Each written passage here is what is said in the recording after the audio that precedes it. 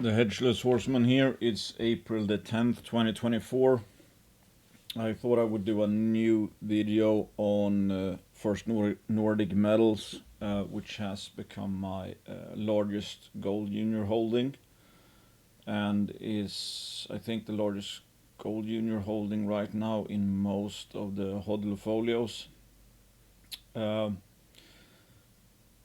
Just to start off with, I will be, making forward-looking statements. I'm highly biased. Got a lot of skin in the game, and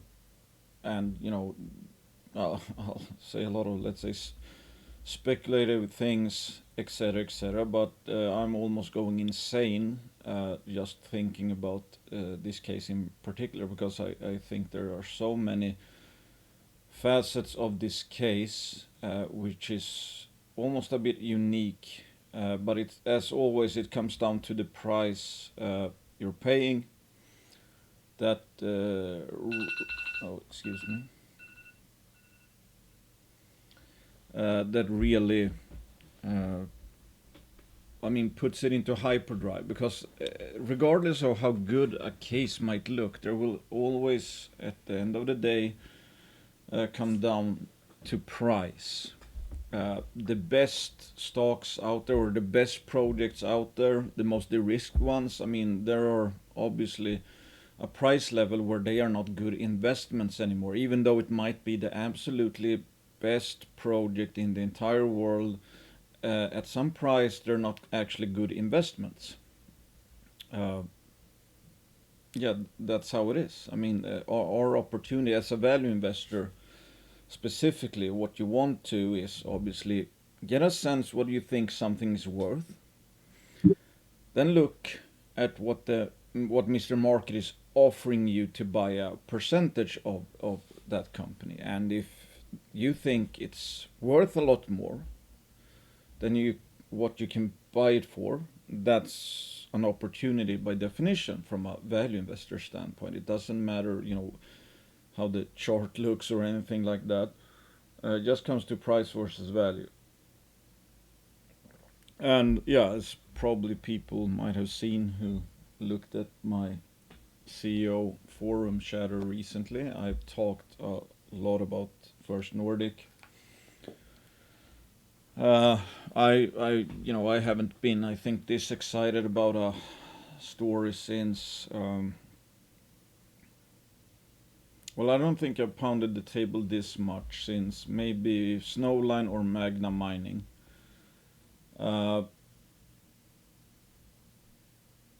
Condor in a way, but that was more highly speculative, since that was all about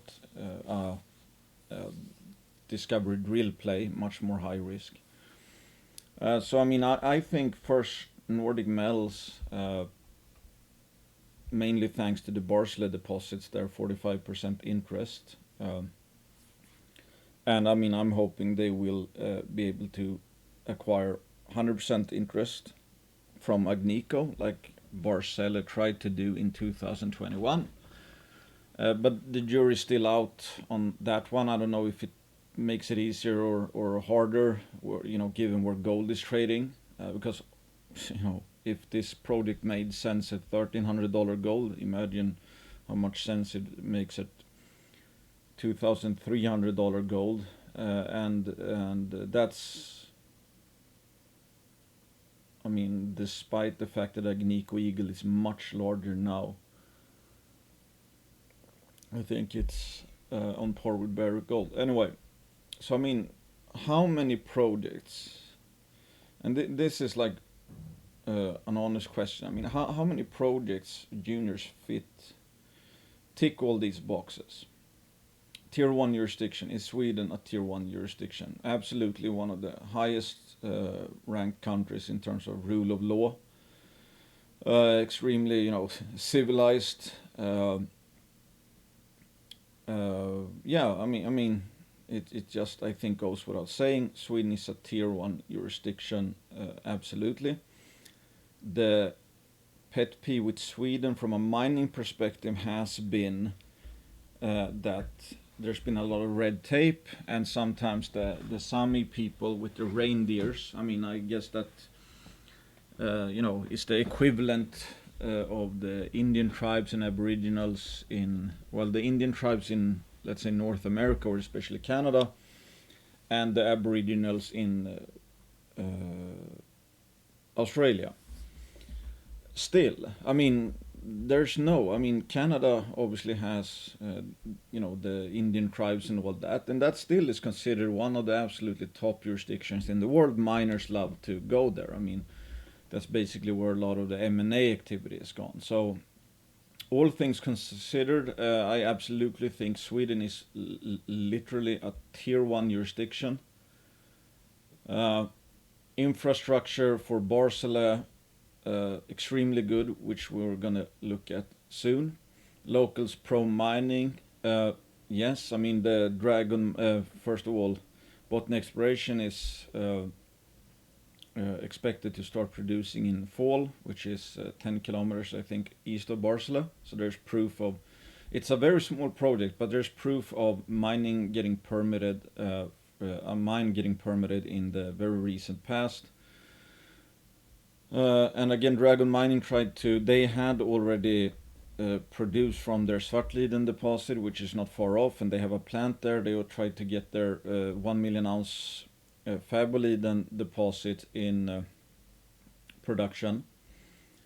That got turned down because their plan involved running heavy duty trucks, I think several per hour, through a bunch of small villages, and one can kind of understand why that could be a safety problem. So they got a no from, I think, the road and whatever, some government agency, and the municipalities around that sent in basically a protest list that they to the whatever branch of government, that they wanted them to redo or revisit that topic because they wanted the mine to be built. So you have locals pro mining.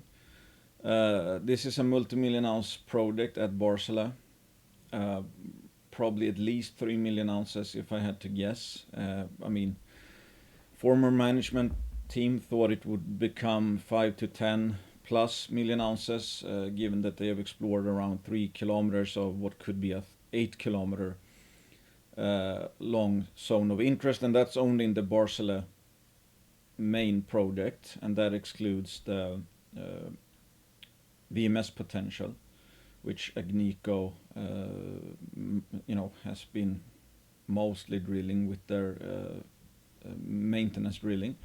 High exploration potential. I think First Nordic is the largest claim holder in Sweden, at least of any juniors. I think, at least public ones. Enormous land package, 104,000 hectares, and again, it's like it's not 104,000 hectares of moose pasture way out in nowhere in northern Canada, where it's like, yeah, it sounds great on paper, but at the end of the day, you need helicopter supported drilling. Everything is expensive as shit, and you have to, I mean, find something of real significance. That's not the case here. I mean, everywhere is like there's good infrastructure in the area, extremely good. Tier 1 drill costs, yes. My understanding is that drill costs come in at around $200 per meter. That's, I think, among the lowest in the industry. Maybe some places in Africa or South America can do better than that. But of course, there you have the more jurisdictional issues. Tier 1 mining costs, that's, I was going to say, a given. We have Björkdal as an example of that. We see, Rupert is probably the closest analog, and you can look up their expected underground mining costs, etc. Typically a lot lower than what you see in many Canadian mines, because again, they are more remote. Everything costs a lot more if you have to fly in stuff all the time, and if you're working in a mountain environment, and you don't have hydropower, etc., which is abundant in Sweden. All of that adds up to economics. if you can drill cheaper, you can prove up ounces faster for for the same amount of money, or prove up a lot more ounces potentially with the same amount of money. High insider ownership, yes, I think insiders own around 22% of First Nordic Metals. So obviously they're gonna make a lot of money if shareholders make a lot of money. So I mean, just right off the bat, I mean, let's think about some other projects that are good or in a similar situation. I mean, Rupert Resources is the most obvious one because that's in Finland, and Sweden and Finland are very similar. Good infrastructure, hydropower, yada yada yada. Rupert has a market cap, I think, of 830 million. They have a larger resource, and they have majority of their ounces is actually an open pit at good grades. So there's differences between them in terms of a higher expected payback. I think Rupert would win. Barsele has, I think, certainly the potential to become as big or even bigger than Rupert in total ounces, but a lot of that would be in the underground category. I think it also makes it even easier to permit, obviously, if you don't have a very large open pit. And throughput, I would think, or total production per annum, I think Rupert, especially in the open pit scenario, has a better production profile in that sense. I think you're more constrained if it's underground than an open pit. So again, there are some differences. I think Rupert, especially now at face value, is a better project, but not that much better, I think, that this kind of valuation for First Nordic makes any sense. I mean, Barsele alone, with the Barsele main project, they reached 178 million in market cap back here. When the story was still exciting and the sentiment was still exciting. This was around the sentiment peak of 2016-17. And since then, a lot of juniors haven't seen those highs almost, regardless of the ramp in gold. But okay, Barsele main alone, when it had a smaller resource and Sweden wasn't really going pro mining yet, so worse, more, let's say, jurisdictional risk or red tape risk, it still reached 178 million. Gold line peaked out at around 43 million in the last few years, around the local sentiment high of, I guess, 2020. Now the combined entity with the Barsele project and the Barsele deposit, plus all the gold line ground, plus the gold line's Finnish ground, it's selling for 41 million. Obviously an extreme price difference from the peaks to what it's selling for now, and then that's, I mean, supposed to reflect all the synergies, which are pretty obvious given gold line's ground envelops Barsele is on strike. So I mean, just from the get-go, I think it's pretty obvious that this is absurdly cheap. In my opinion, it's probably the cheapest gold junior I am aware of right now.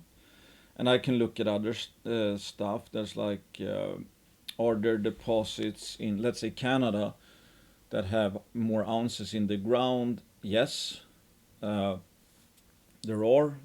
But still, I mean, if I'm looking at Mayfair Gold, they have around 230 million market cap, I think 3 million ounces at 0.93 grams per ton. Way smaller land package, I would say. I think, I mean, the grades are lower in the total resource. Do I think they have as cheap mining costs? I don't know. I don't think so. I don't think they have bad infrastructure or anything like that. But it's just this extreme in this part of Sweden. It's extremely good. Then we obviously have, like, I mean, Tix Nolan Gold, for example, absolute tier 1 deposit, world class. They have around $1 billion market cap, I think. The problem there is that it's so remote. We have no idea if when they would get to permit a project there. Um, Infrastructure costs are probably going to be high. I mean, in my case, I wrote up for Snowline. I thought they would probably need, I think I said 8 million ounces to make that viable, and that's how much infrastructure plays a part. In Sweden, in this area, you have the Svartliden mine produced a bit less than 400,000 ounces of gold.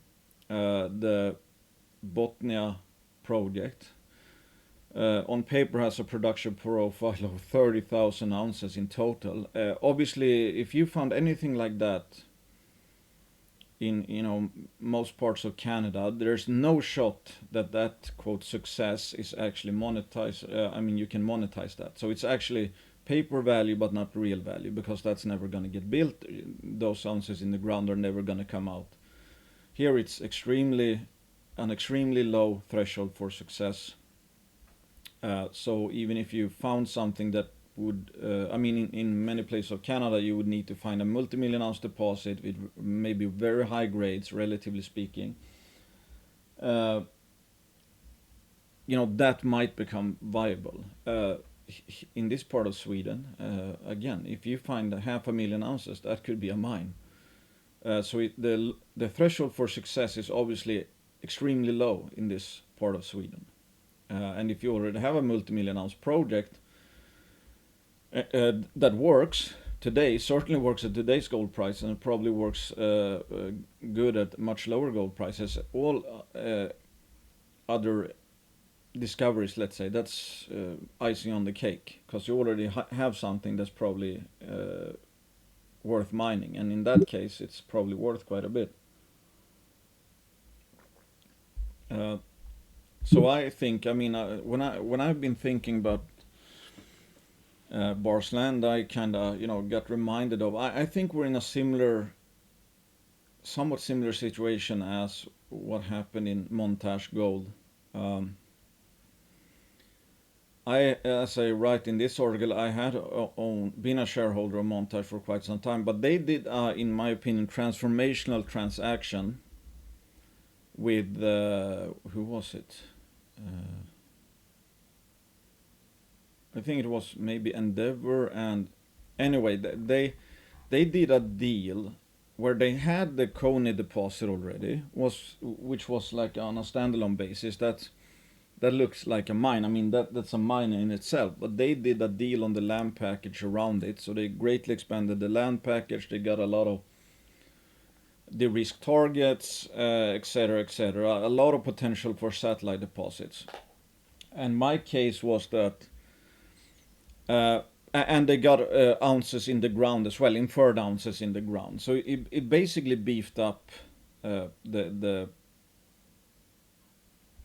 total project or total portfolio or total endowment for Montage. But the market didn't seem to care that much. I think the case got a lot better, and that's why I wrote them up. And I think, if I remember correctly, it's like summing up here. Let's see. Where did I?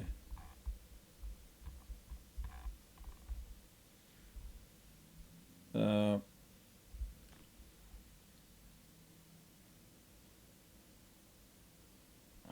trying to find, where did I? Well, okay, let's just see the ticked box. Like, margin of safety, yeah, already has a big deposit. Probable growth, yes. High potential in light of current market cap, yes.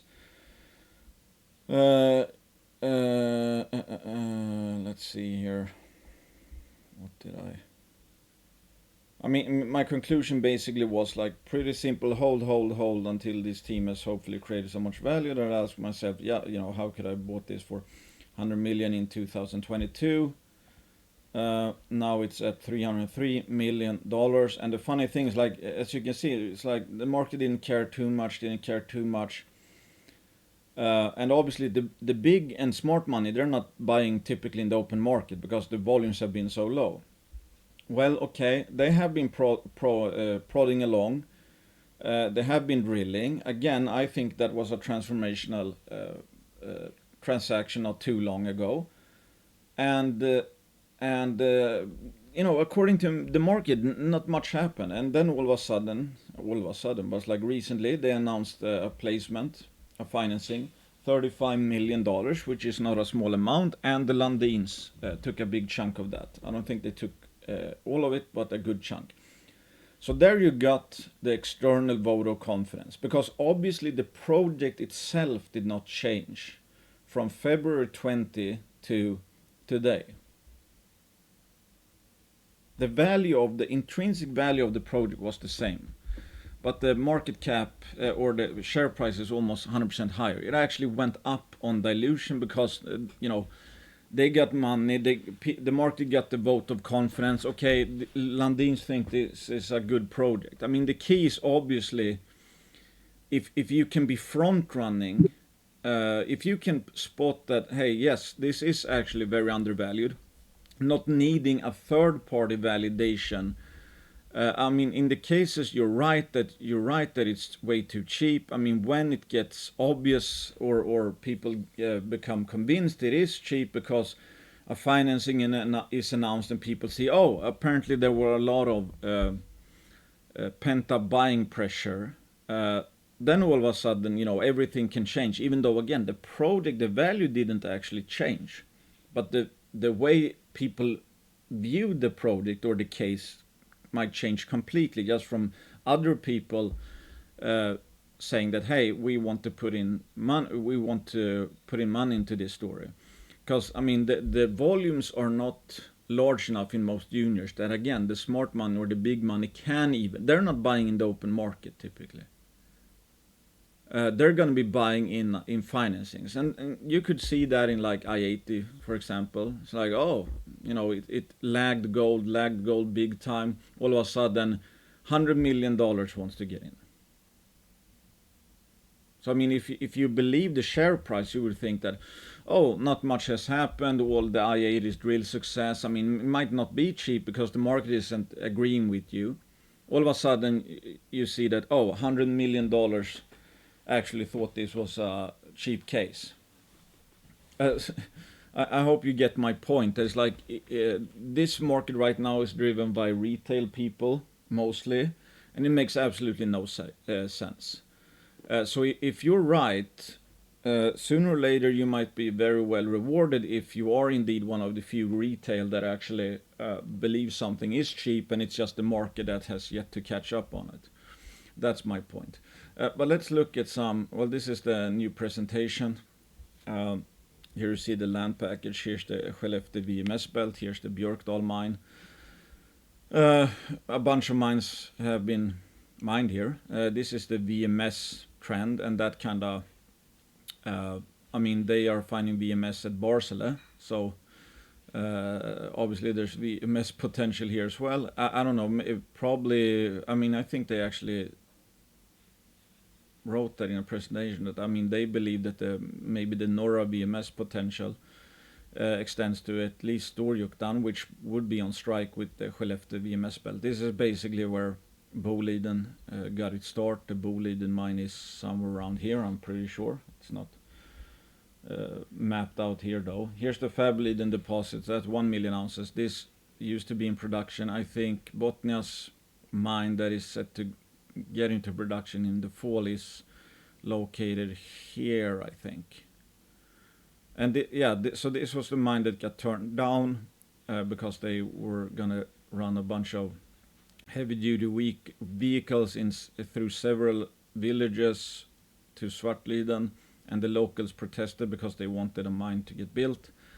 If they build a road around that could be doable, but I don't think Dragon Mining has the financial means of doing that, perhaps. So there's a satellite deposit that could be, maybe consolidated in the future.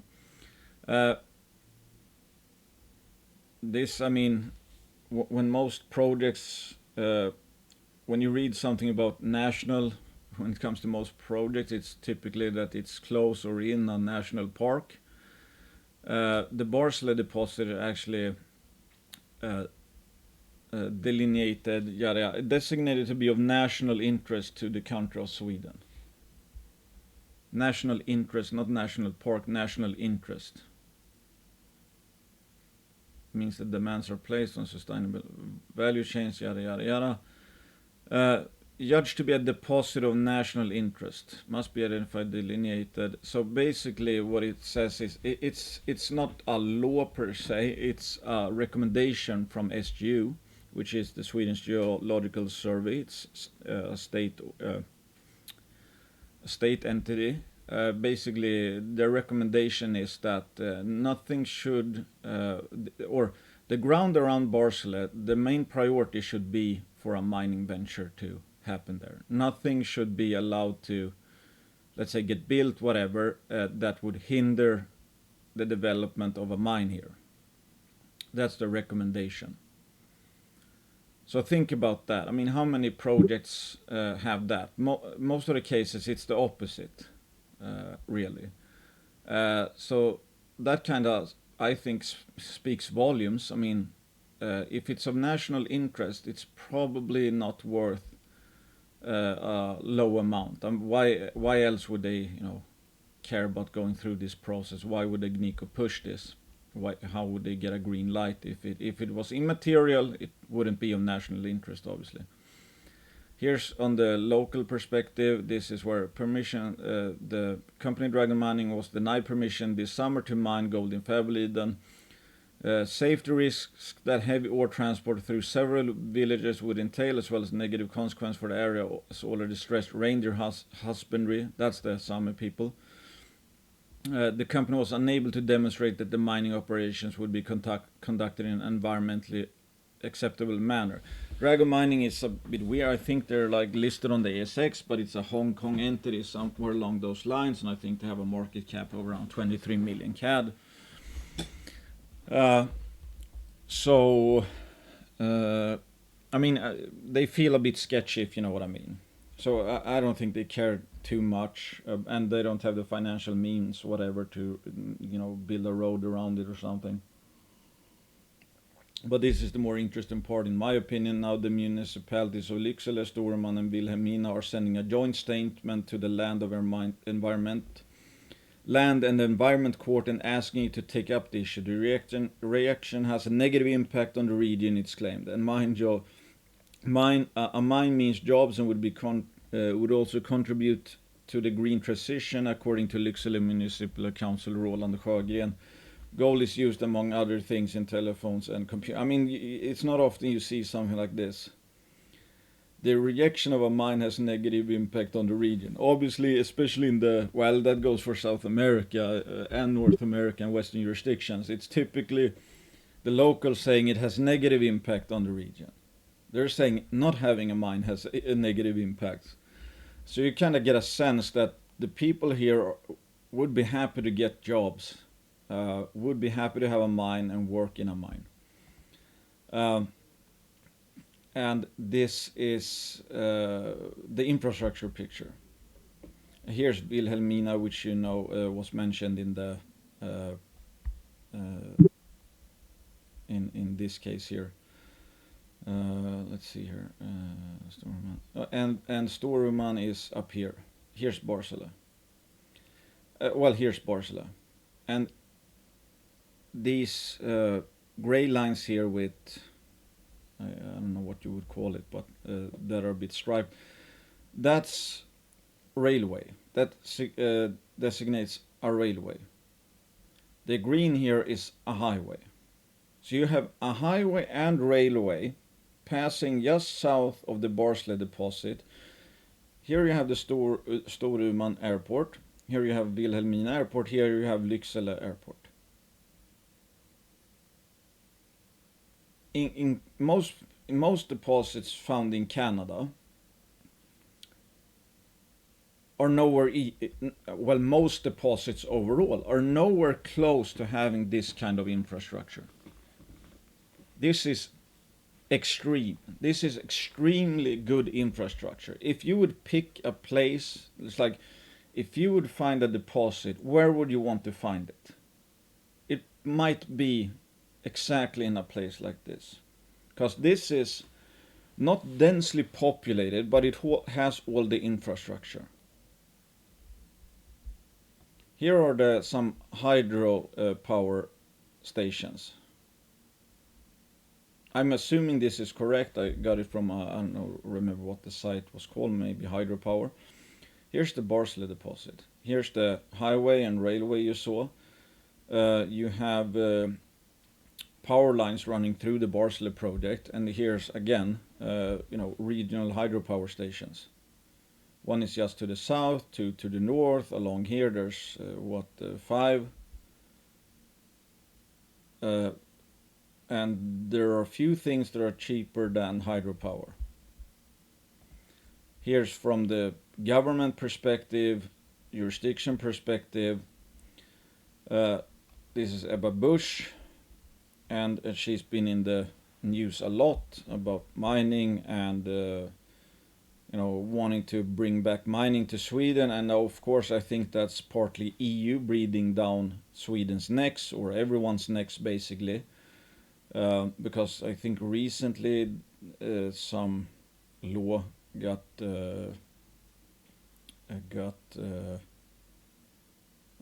basically went effective.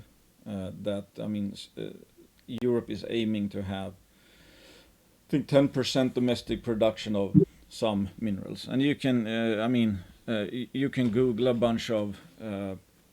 And here you have the changes are proposed to enter into force on July 1st, 2024. That's less than 3 months from now. So Sweden is going pro-mining, and EU is getting more pro-mining. I think that's partly why BHP picked up a land package in Sweden when they bought Ragnar Metals late last year.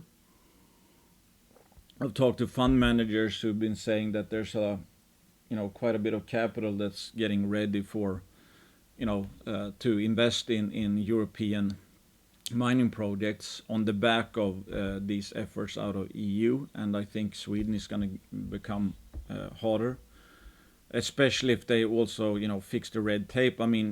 This is coming from the land of Greta, where the government wants to scrap the Natura 2000 requirement. That's some signal, to say the least.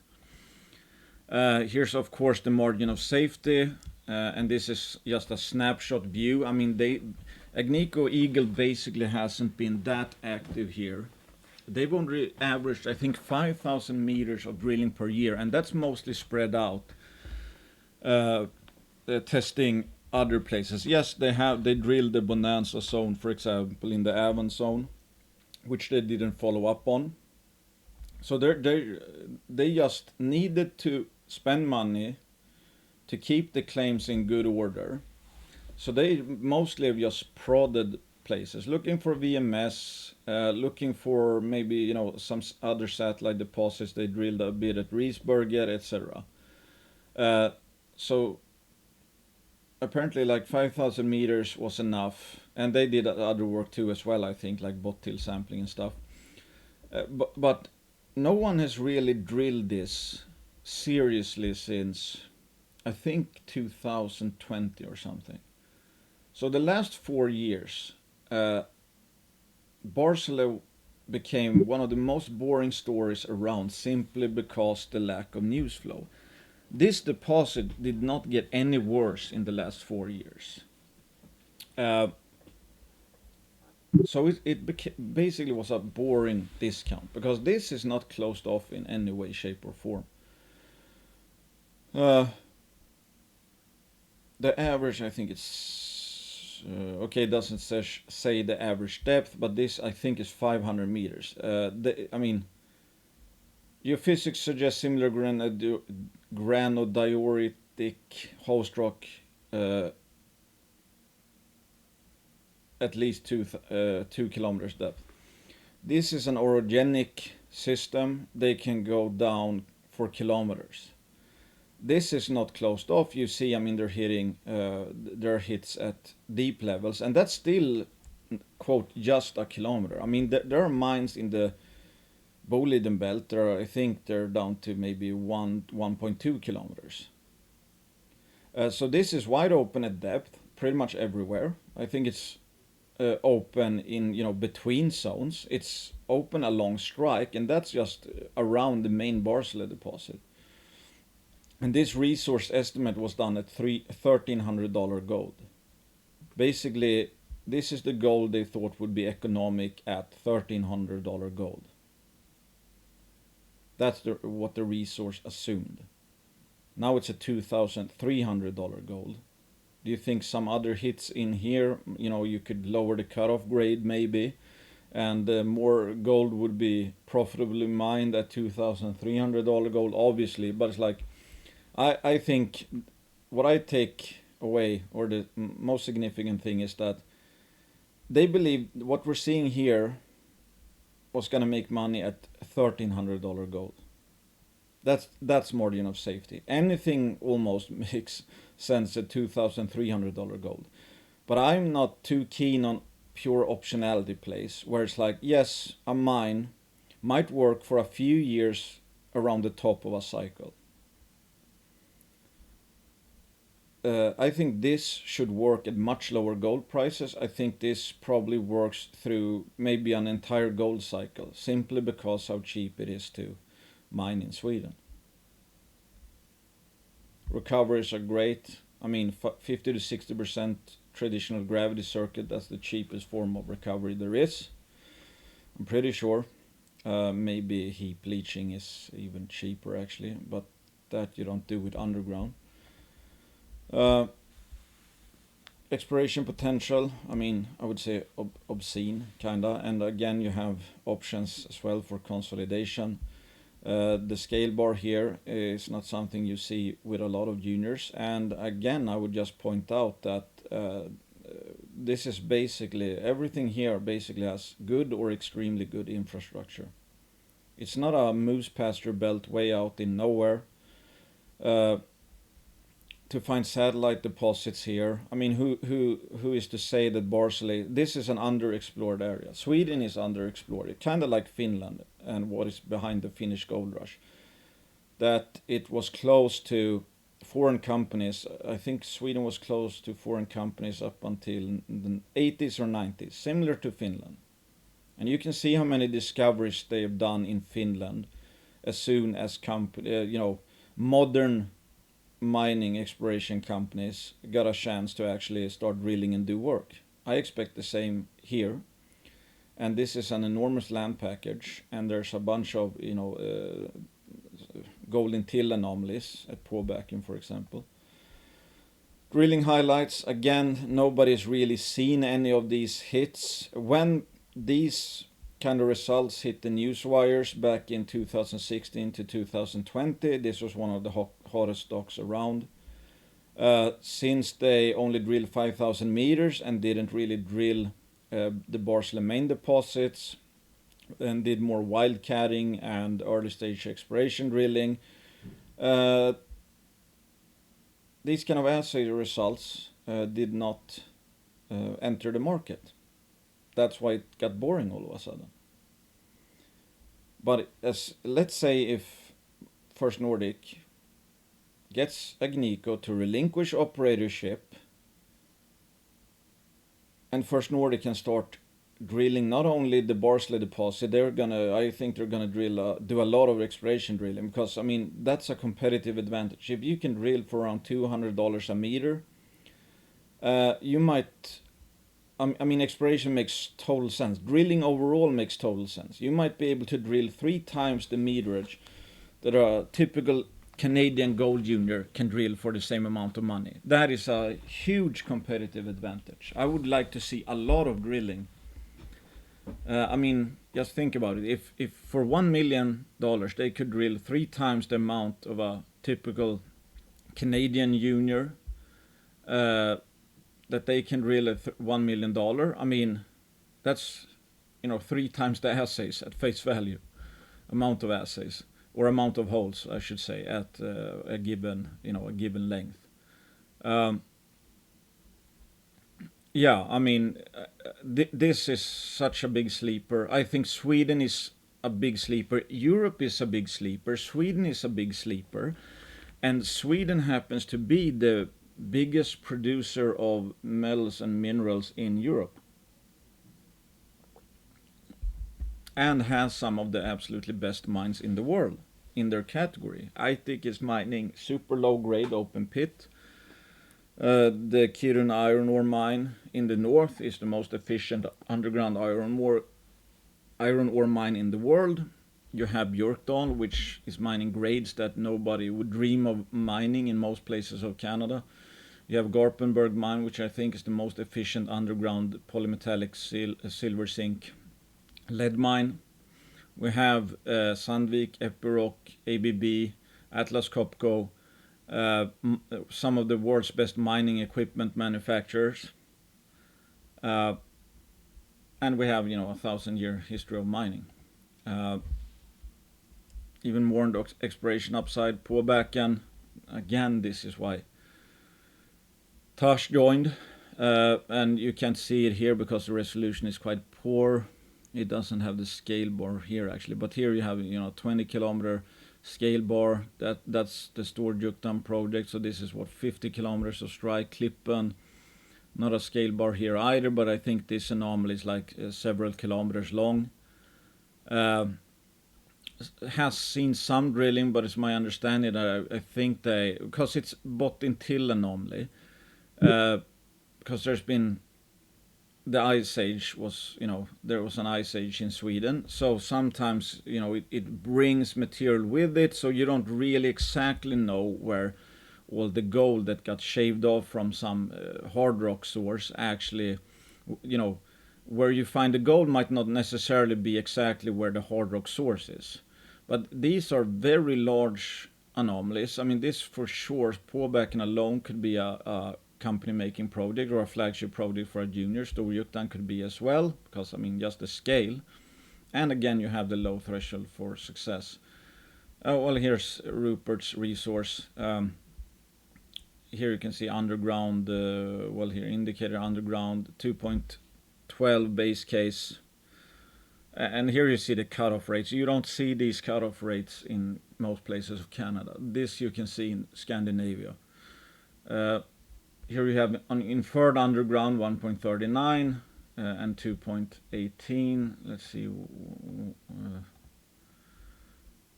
Here you have Barsele underground bulk is at 2.53. Underground selective 2.75, inferred 2.58, 2.64. So higher grades than Rupert underground, and they expect to be making money at 2.8 and maybe at 1.18 even. I think again that goes to show the quality of the underground deposit at Barsele. Here are the parameter. The resource was based on these parameters. These I think are high. Just look at Rupert, what they used. So again, and Gary Cope said as much, that he said, quote, this is a ultra conservative resource, because Agnico, he basically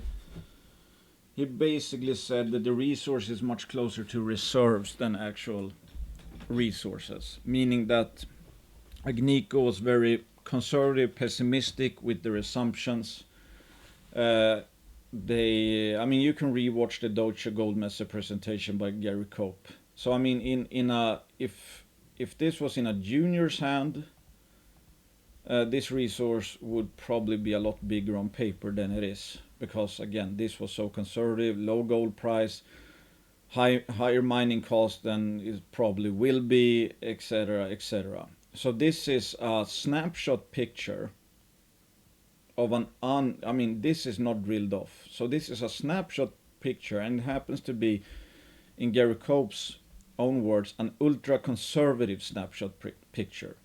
And I think First Nordic is extremely cheap just based on this picture, plus the exploration potential, plus the gold belt they have in Finland, which I don't think will be a priority given how good Barsele and the gold line ground in Sweden is. But this is also in the back pocket kind. I think they have like 350,000 ounces of like 4 or 5 grams per ton. This is obviously, this would be a flagship project for a typical junior. large land package, already has a resource, high grade, used to be drilled by Agnico. And from what I can gather, this is kind of the same theme that they did with Barsele. This was worked by Agnico when they were much smaller, up to 2012, I think. And then the bear market obviously started, and since then they haven't really come back, but they've kept the project. So why do you keep the project? I mean, it's not. If you think it's worthless, you're probably not going to spend money keeping the project. But it wasn't a priority. And the same was for Barsele, because Agnico are not active in Sweden, and they were going to focus on their Canadian assets. Then you have, I mean, I think just to show again the undervaluation, or hit it home even more. This is Mawson's Skellefteå North project, gold project in Sweden. Barsele is around here, so kind of the same latitude, just 60 kilometers east. Also good infrastructure, obviously north of the Boliden belt. This is the Björkdal mine. So it's a 2,500 hectare project. In order to earn in 75%, they have to spend $3 million. This is early stage. They have a few drill holes in this. They've already hit. And I'm a shareholder of Mawson. I like Mawson. I think it's cheap as well. Pierre Lassonde is a shareholder. I think Michael Hudson is, top CEO. Let's see here. So the project contains an outcropping gold mineralization across 3 times 6 kilometer square land package with grab samples collected grading up to 15.1 grams per ton. I think they shown where that they've hit. Well, they've trenched it at least 3.8 meters of 4.5, 1.6 at 5.4. Don't they? I think. I mean, they have hit in with drilling as well.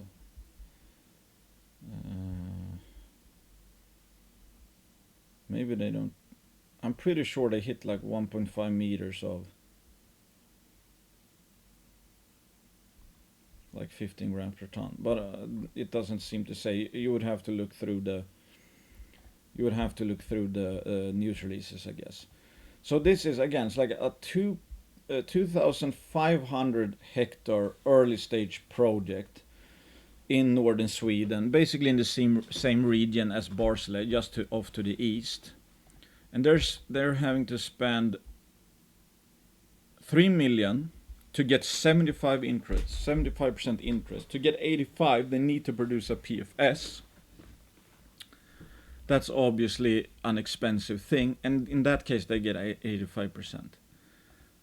So I mean, when you think about it,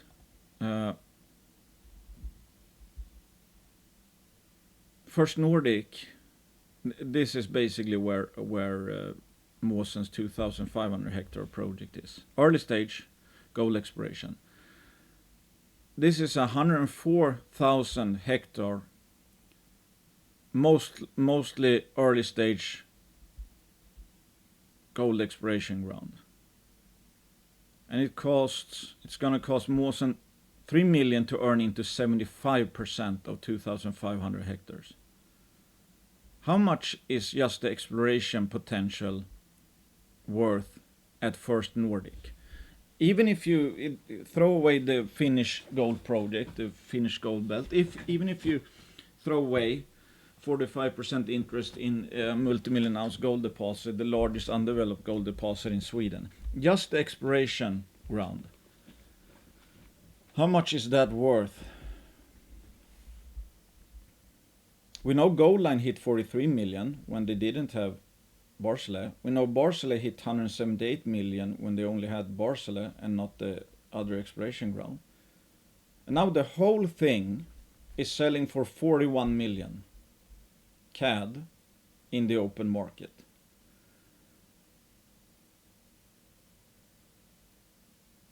And with all these boxes checked. I don't think it's like you come across some stores now and then. It's like Magna Mining. I think it's super cheap, for example, in the nickel space or even in the copper PGM space. No brainer, absolute no brainer. Ridiculous how cheap that is. In the gold space, I think this is the cheapest gold junior I have ever seen. I have never seen a gold junior selling at 41 million CAD with all of these boxes ticked. 45% of a multi-million ounce deposit, which is located in a place like this with a national interest designation. This is basic. This is a mine. Forward-looking statement, but it's like, of all the produce in the gold junior space, this probably has one of the highest likelihoods of ever becoming a mine. Like actual value, not just paper value, actual value. It has everything basically going for it. Plus it's in a tier 1 jurisdiction. And then you add all the exploration ground that is in this area where you have highways and airports and hydropower. And then you add the gold belt in Finland. I have never seen anything like this before, which is why I think this is basically a sleeper within a sleeper within a sleeper, which also which also is, I'm not going to say affected by it's like, but I think it's also on a project scale or project level, whatever you would call it. I think it is a similar opportunity that Montage Gold had, where they consolidated an area. The market didn't really revalue it. So at face value, it's like, oh, there are no synergies here. Nothing much changed actually. And I think that was totally wrong. And now after Landins or and whoever else is putting in 35 million or whatever it was, it's obviously the market is starting to come around to the fact that no, that transaction was transformational. It was worth a lot more. I mean, the Landins are not getting in if they expect a 100% return, typically. I mean, obviously because they can't trade the stock. They're in for the long term. So I think we're in a similar situation, plus it's even more of a sleeper that, I mean, this is Africa, so one could like, okay, there's jurisdictional risk or whatever. I think Sweden, it's a tier 1 jurisdiction and it's still a sleeper. So it has the discount of like it would be. I mean, it's trading like it's in, I don't know, Tanzania or Suriname or Guyana or whatever. It's like a high risk jurisdiction, Papua New Guinea. But it's literally a tier 1 jurisdiction that's actually getting better in front of our eyes. So, I mean, I would say this is a unique case in the gold space. I don't expect to see, I never thought I would see this sector as cheap or even cheaper as it was in 2015. I just simply think that this is maybe the most extreme case of undervaluation within a sector that is already undervalued. Just my 2 cents, of course, I'm biased. Do your own due diligence. But I would be interested. I would be interested to hear like what's the bear case here, and what I mean by that is like, is there 100% guarantee this is going to be a mine that gets a deposit that gets permitted, whatever? No, but nothing is 100% guarantee. But relative to everything this project, their land package, etc., has going for it, I cannot come up or dream up a scenario where 41 million CAD for all of this is not like orders of magnitude undervalued. And when I look around, it's like Rupert is at 830 million. Orion, which I don't think they have a resource, I'm pretty sure they don't have a resource. And the ground they have next to Rupert, I think B2 is earning in 70% of that.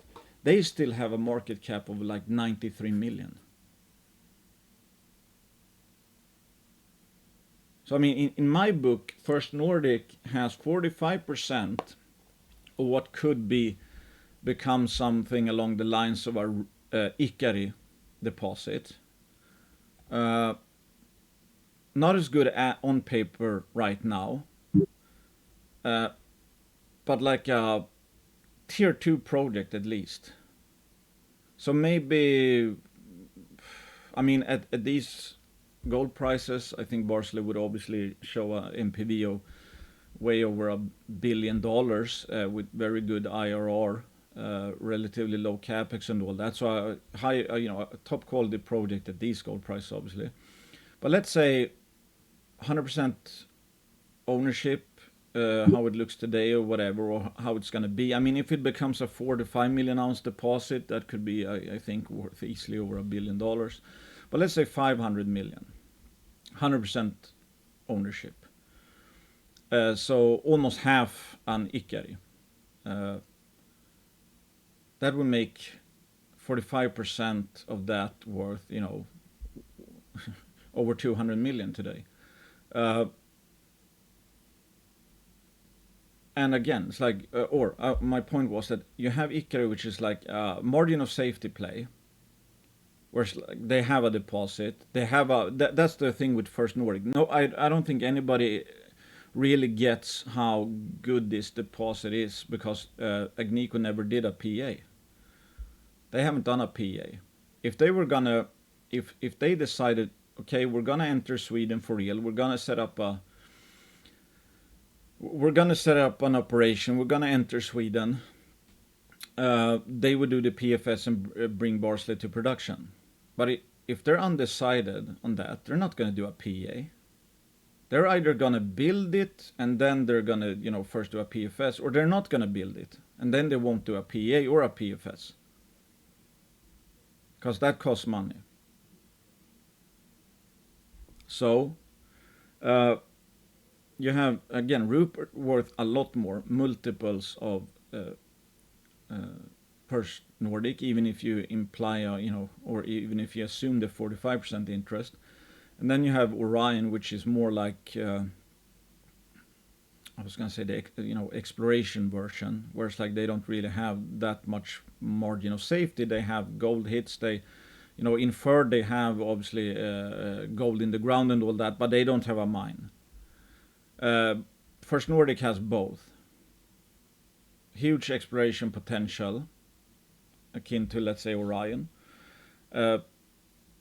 Plus, I mean, you have Riesberget, you have Norra VMS, you have Bastuträsk, etc., etc. Plus, you have a mine already. So it's like you have what Orion has, and let's say at least half of what Rupert has. And still, you're at 41 million CAD. That does not add up in any way, shape, or form. I think the Barsley project is one of the most likely gold deposits of any, in the hands of a junior that's most likely to become an actual mine and be worth something, be a good mine. It's absolutely ridiculous in my opinion. Again, I'm super biased. I have a very large position. I mean it for the long term because I can't, even if I wanted to, I couldn't sell. But I hope, this might get an idea. It's like, why am I so excited about this? Yeah. So I think I bought some, a tiny amount, but I actually added some today. And I've added from lower levels, but it's like typically, of course, I think it's so cheap that, around the peak value of my position, but still it's like I have no problem adding, but it's like there comes a point obviously where it's like now it's already very large, but at the same time, I mean, when it comes to position size, typically I think margin of safety is the determining factor of how much you put in a single play. Condor was an extreme example. I thought that target was so good, so I took a much larger stake than I typically do in a pre-discovery play. This is not a pre-discovery play. I think I'm buying a mine here, plus maybe a few extra mines given enough time. And for 41 million CAD, it's like I cannot see a world where that's not cheap. Yeah, basically that. But again, bias, do your own due diligence, not investing advice, uh, and all of that. It's like, don't buy just because I'm super excited. If you don't think this is cheap, don't buy it. If you're in for the short term, I wouldn't buy it either. I mean, I think short term trading is basically a money losing proposition. But what can happen over the next 12 to 24 months? I think a lot could happen. Obviously, I mean, the risk I see is not as much of a real risk. It's more that if Agnico keeps on dragging their feet or won't come up with an agreement, let's say, to relinquish operatorship, then the Barsele main deposit might not see a lot of drilling. But the value is obviously going to be there, and one day Agnico, they obviously need to decide: are we going to build this mine or not? And what happens if First Nordic drills up a discovery or two, and it's starting to look like, yes, this is actually maybe a 5+ million gold camp, and Agnico doesn't have an interest in the surrounding ground, so it would make even more sense then for Agnico to say, okay, yeah, actually, okay, you're proving that this is, a 5 to 10 million ounce gold camp. This really has, some real meat to it. We're happy to, give you 100% of Barsele, the Barsele project and the Barsele deposit in exchange for, we get a big equity position in First Nordic, so they get exposure to the whole land package. That I think makes sense. So it's like, without knowing exactly how Agnico thinks, I think what is best for First Nordic is like while they're, let's say, trying to get operatorship like Barsele did in 2021, they might as well try to make or prove up discoveries, make new discoveries, because that, I think, at the end is going to make it easier to force Agnico's hand. That is like, okay, we're doing ourselves a disservice by just sitting on this, not letting you do anything, and now we're seeing you, do discoveries around it, so it makes it even more probable that someone is going to want to make us set up a mine here, even if it's not Agnico that feels that, oh, we got enough on our plates, we're mostly focused on Canada and, let's say the area around Finland, around their Kittilä mine, stuff like that. Yeah, so anyway, again, biased, do your own due diligence. Thanks for listening.